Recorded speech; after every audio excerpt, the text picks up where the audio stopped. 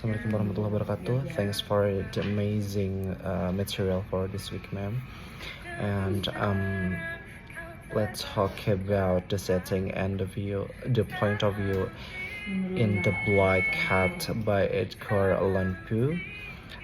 The setting of the story mostly take place inside the narrator's home, which at first feels warm and full of life because of his wife and his many pets. But as his character changes under the influence of alcohol, the same home turns into a place of fear and cruelty.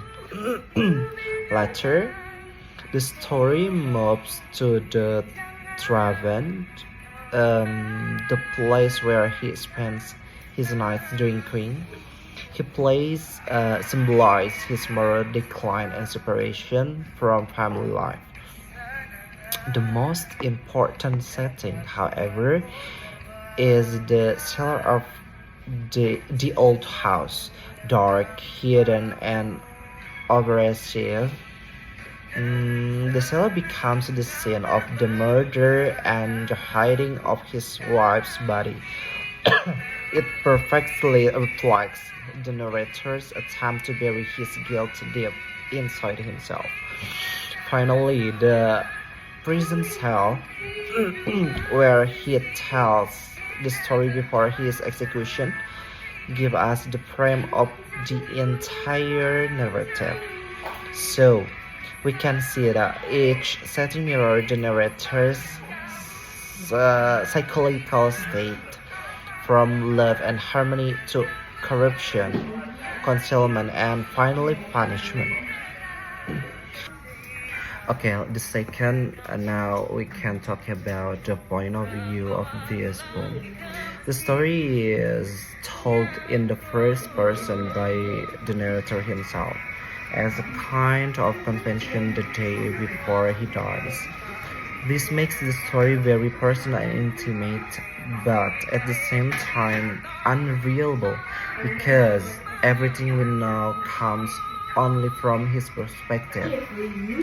He insists that he is sane even while describing acts of cruelty and madness. This creates a strong sense of irony. His way of telling the story forces us to question, are the strange events like the cat's return or the cry from the wall truly supernatural, or are they only products of his guilty and tormented mind?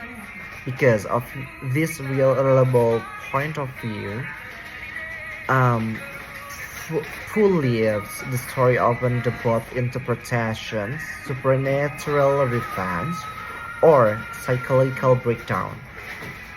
And the last, in short, the setting reflects the narrator's moral downfall, and the first person point of view traps us inside the mind of a guilty man who cannot be trusted, making the story both intimate and deeply disturbing. Maybe that's all. Thank you so much for your attention and apologize about my mistake. Thank you for this time and see you. Enjoy.